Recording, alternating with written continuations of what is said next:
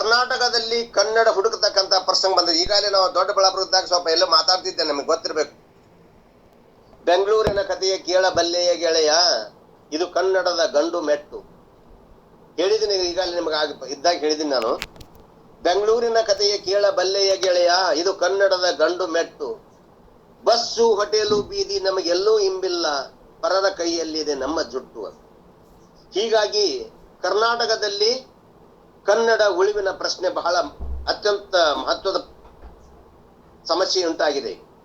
ಅದಕ್ಕೆ ಈ ರೀತಿಯಾಗಿ ನೀವೇನು ಪ್ರಯತ್ನ ಮಾಡ್ತಾ ಇದ್ದೀರಲ್ಲ, ಕನ್ನಡ ನಾಡನ್ನ ಕನ್ನಡ ಭಾಷೆಯನ್ನ ಬೆಳೆಸಬೇಕಂತಕ್ಕಂಥ ಉದ್ದೇಶ ಇಟ್ಕೊಂಡು ಈ ರೀತಿಯಾಗಿ ಏನಪ್ಪ ಪ್ರೋಗ್ರಾಮ್ ಮಾಡ್ತಾ ಇದ್ದೀರಲ್ಲ, ಅದಕ್ಕೆ ಬಹಳಷ್ಟು ನಿಮಗೆ ಈ ಸಂದರ್ಭದಲ್ಲಿ ಧನ್ಯವಾದಗಳನ್ನ ಅರ್ಪಿಸ್ತಾ ಇದ್ದೀನಿ. ಕನ್ನಡವನ್ನ ಈಗಾಗಲೇ ಉಪಾಧ್ಯಾಯರು ಹೇಳಿದ್ರು, ಕನ್ನಡವನ್ನ ಕೇವಲ ಭಾಷಣ ಮಾಡೋದ್ರಿಂದ ಅಲ್ಲ, ಕನ್ನಡವನ್ನ ನಾವು ಬಳಸೋದ್ರಿಂದ. ಈಗಾಗಲೇ ಒಂದ್ಸಲ ಒಂದು ನೆನಪಿದೆ ನನಗೆ, ಬೇಂದ್ ಯಾರು ಕುವೆಂಪು ಹೇಳಿದ, ಕನ್ನಡಕ್ಕೆ ಹೋರಾಡು ಕನ್ನಡದ ಕಂದ, ಕನ್ನಡವ ಕಾಪಾಡು ಕನ್ನಡಗರಿಂದ ಅಂತ. ನೋಡ್ರಿ, ಕನ್ನಡವನ್ನ ನಮ್ಮ ಕನ್ನಡಿಗರಿಂದೇ ಕಾಪಾಡಬೇಕಾಗ್ಯದ. ಈ ಪರಿಸ್ಥಿತಿ ನಮಗೆ ಬಂದದ.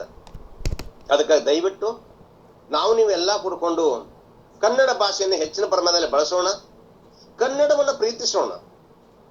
ಯಾಕಂದ್ರೆ ಈ ಕರ್ನಾಟಕದಲ್ಲಿ ಕನ್ನಡವೇ ಪ್ರಧಾನ. ಅದೇ ರಾಜ, ಅದಾ ರಾಣಿ, ಎಲ್ಲವೂ ನಾವೇ ಆಗ್ಬೇಕು. ರಾಜನೂ ಕನ್ನಡನೇ, ರಾಣಿನೂ ಕನ್ನಡನೇ, ಪ್ರಧಾನೂ ಅದೇ, ಮುಖ್ಯನೂ ಅದೇ.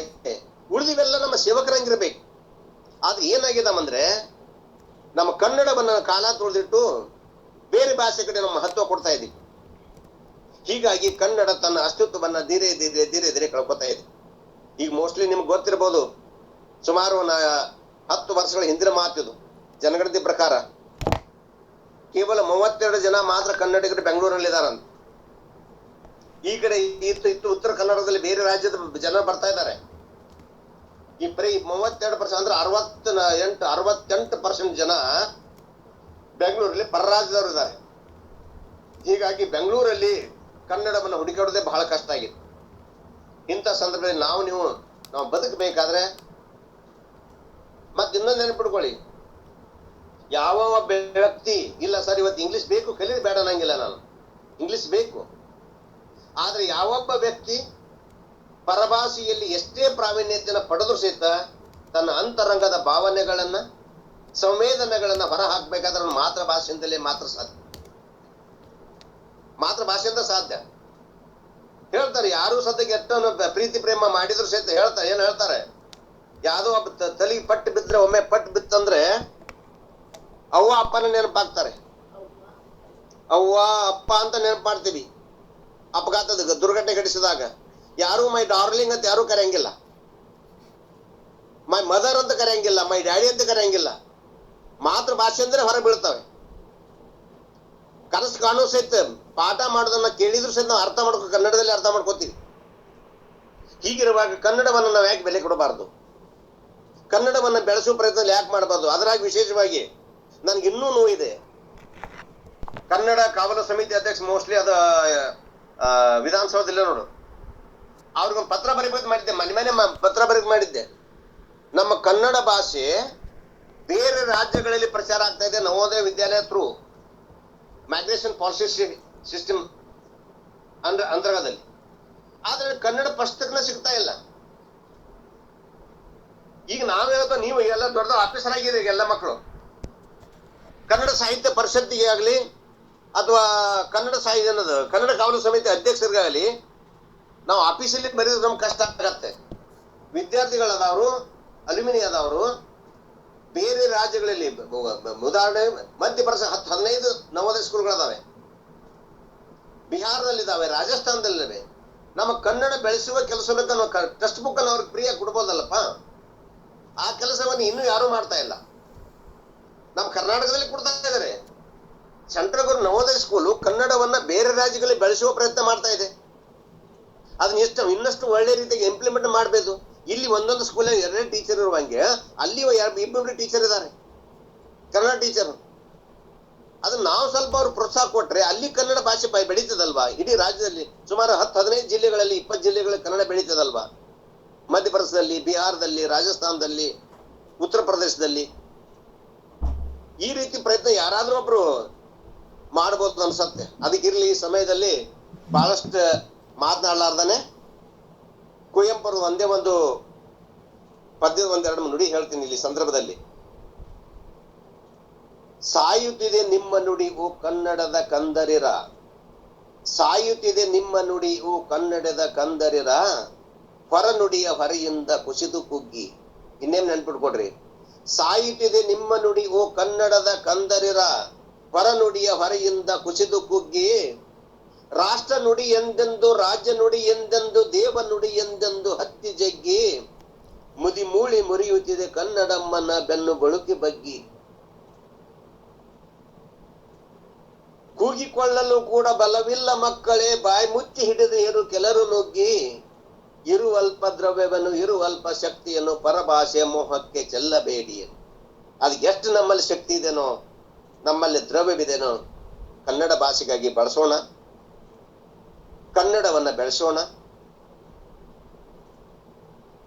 ಅಂತ ಹೇಳ್ತಾ, ಈ ಒಂದು ತಾವೆಲ್ಲರೂ ಕನ್ನಡ ರಾಜ್ಯೋತ್ಸವವನ್ನ ಆನ್ಲೈನ್ ಮೂಲಕ ಆಚರಿಸುವ ಒಂದು ದೊಡ್ಡ ಸಾಹಸಕ್ಕೆ, ಪ್ರೀತಿಗೆ ನೀವು ಪಾತ್ರರಾಗಿದ್ದೀರಾ. ಅದಕ್ಕಾಗಿ ದಯವಿಟ್ಟು ಈ ಸಂದರ್ಭದಲ್ಲಿ ವಿಶೇಷ 10 ವರ್ಷಗಳ ನಂತರ ಅಥವಾ 10-15 ವರ್ಷಗಳ ನಂತರ ನಮ್ಮನ್ನ ನೆನಪು ಮಾಡಿದಿರ, ನನ್ನನ್ನ ಮತ್ತು ಉಪಾಧ್ಯಾಯಗಳು ನೆನಪು ಮಾಡಿದಿರಿ. ಆದ್ರ ಹೇಳ್ತಾರೆ, ಕುವೆಂಪು ಹೇಳಿದ್ರು, ಕೋಗಿಲಿಯ ಕೂಗಿಯನ್ನ ನೆನಪ ತರಬಹುದು, ಬೀಸುತಿಯ ತಮ್ಮೆಲ್ಲರೂ ನೆನಪ ತರಬಹುದು, ಹೊಸಬಳನು ನೋಡೆನ್ನ ಮರೆತ ಬಿಡುನು ಇನ್ನು ನಾ ಮರೆಯೇ ನಾ ನಿನ್ನ ಮರೆಯ ಅನ್ನುವಂಗ ನೀವೆಲ್ಲರೂ ನಮ್ಮನ್ನ ಮರಿಬಹುದು. ಆದ್ರೆ ನಾವು ಮಾತ್ರ ಯಾವ ಕಾಲಕ್ಕೂ ನಿಮ್ಮನ್ನ ಮರೆಯಕ್ಕೆ ಸಾಧ್ಯ ಇಲ್ಲ. 10-15 ವರ್ಷಗಳ ನಂತರ ನಮ್ಮನ್ನ ಗುರುತಿಸಿ ಹುಡುಕಾಡಿ ನಂಬರ್ ತಗೊಂಡು ಗುರುಗಳು ಎಲ್ಲಿದ್ದಾರೆ ಅಂತ ಪ್ರೀತಿಯನ್ನ ಹಂಬಲವನ್ನ ತೋರಿಸಿದಿರ. ಅದಕ್ಕಾಗಿ ತಮ್ಮೆಲ್ಲರಿಗೂ ಅನಂತ ಧನ್ಯವಾದಗಳನ್ನು ಅರ್ಪಿಸ್ತಾ, ನಮ್ಮ ಉಪಾಧ್ಯಾಯ ಗುರುಗಳು ಅವ್ರನ್ನ ಕಾಂಟ್ಯಾಕ್ಟ್ ಆಗಿದ್ದೀವಿ, ಸೇಮ್ ಡಿಪಾರ್ಟ್ಮೆಂಟ್ ಇರೋದ್ರಿಂದ ನಾವು ಉಪಾಧ್ಯಾಯಗಳು ಕಾಂಟ್ಯಾಕ್ಟ್ ಇದ್ದೀವಿ. ಈಗ ಮತ್ತೂ ಒಂದು ಸಂತೋಷ ಸುದ್ದಿ ಏನಂದ್ರೆ, ನಿಮ್ಮ ಗುರುಗಳು ನಿಮ್ಮ ಸ್ಕೂಲಿಗೆ ಬಂದಿದ್ದಾರೆ. ದಯವಿಟ್ಟು ಎಲ್ಲರೂ ಆಗಾಗ ಸ್ವಲ್ಪ ಅಲ್ಯುಮಿನಿಗೆ ಹೋಗಿ ಭೇಟಿ ಆಗ್ರಿ. ನಿಮ್ಮವರು ಒಬ್ರು ಇರ್ತಾರೆ, ನೆನಪಿಟ್ಕೊಳ್ಳಿ, ನಿಮ್ಮವರು ಒಬ್ರು ಇರ್ತಾರೆ. ದೊಡ್ಡಬಳ್ಳಾಪುರ ಬಂದ್ರೆ ಅದು ನನ್ನ ಮನೆನೇ ಅನ್ಸತ್ತೆ. ಈಗಾದ್ರೂ ನನಗೆ ನನ್ನ ಊರ ಅನ್ಸತ್ತೆ, ನನ್ನ ಮಕ್ಕಳು ಅನಿಸ್ತತ್ತೆ. ನೀವೆಲ್ಲ ದೊಡ್ಡವರಾಗಿದ್ದೀರಿ, ಈಗ ನಮ್ಗಿದ್ದು ಹೈ ಪೋಸ್ಟ್ ಆಗಿದ್ದೀರಿ. ಇರ್ಲಿ, ಆ ದೇವರು ನಿಮ್ಗೆ ಒಳ್ಳೇದೇ ಮಾಡ್ಲಿ. ಆದ್ರೆ ಇದು ಮಾತ್ರ ನನ್ನ ನೆನಪಿದೆ, teacher is not A king maker. ಶಿಕ್ಷಕ ಒಬ್ಬ ರಾಜನಲ್ಲ, ರಾಜರನ್ನ ನೂರಾರು ರಾಜರನ್ನ ನಿರ್ಮಿಸಬಲ್ಲ ಅಂತ. ಅದಕ್ಕೆ ದಯವಿಟ್ಟು ತಾವೆಲ್ಲ ಒಳ್ಳೆಯ ಸ್ಥಾನದಲ್ಲಿ ಇದ್ದೀರಾ. ಪ್ರತಿ ವರ್ಷ ಅಲ್ಯುಮಿನಿಯಮಿಗನೋ ಏನೋ ಕಾಂಟ್ಯಾಕ್ಟ್ ಇಟ್ಕೊಡ್ರಿ. ಮಕ್ಕಳೇ ನಮಗೆ ಸಂಪತ್ತು. ಯಾಕಂದ್ರೆ ನಿನ್ನೆ ಒಂದು ಯಾವುದೋ ಒಂದು ಇದೇ ಬೆಳಗಾವಿ ಹುಡುಗಿ ಒಂದು ಟೀಚರ್ ಬಗ್ಗೆ ಬರ್ದಾಗ ಮಾತಾಡಿ ಹೇಳಿದಾಗ ಶಿಕ್ಷಕ ವಿದ್ಯಾರ್ಥಿಗಳಿಂದ ಗುರುತಿಸಲ್ಪಡ್ತಾನೆ ಅಂತ. ಒಬ್ಬ ಶಿಕ್ಷಕ, ಯಾವೊಬ್ಬ ಶಿಕ್ಷಕ ವಿದ್ಯಾರ್ಥಿಗಳಿಂದ ಮಾತ್ರ ಗುರುತಿಸಲ್ಪಡ್ತಾನೆ.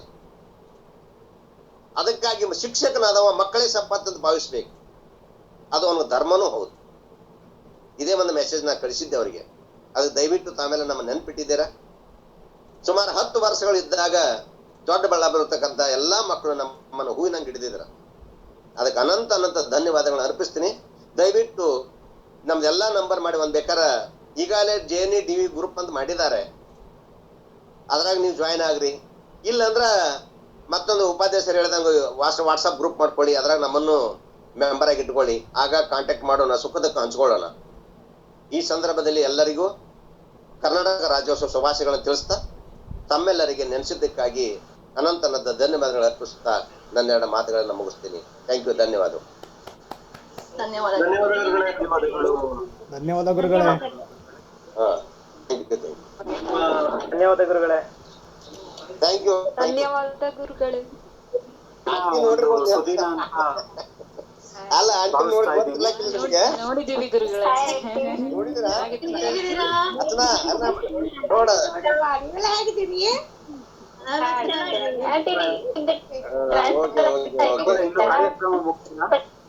ದಯವಿಟ್ಟು ಬನ್ನಿ ಬೆಂಗಳೂರು. ಅಲ್ಲ, ನಾವು ಬೆಂಗಳೂರು ಕಡೆ ಬರ್ತೀವಿ, ನೀವು ಬಿಜಾಪುರ ಬೆಳಗಾವಿ ಕಡೆ ಬನ್ನಿ ಒಮ್ಮೆ ಪ್ಲೀಸ್.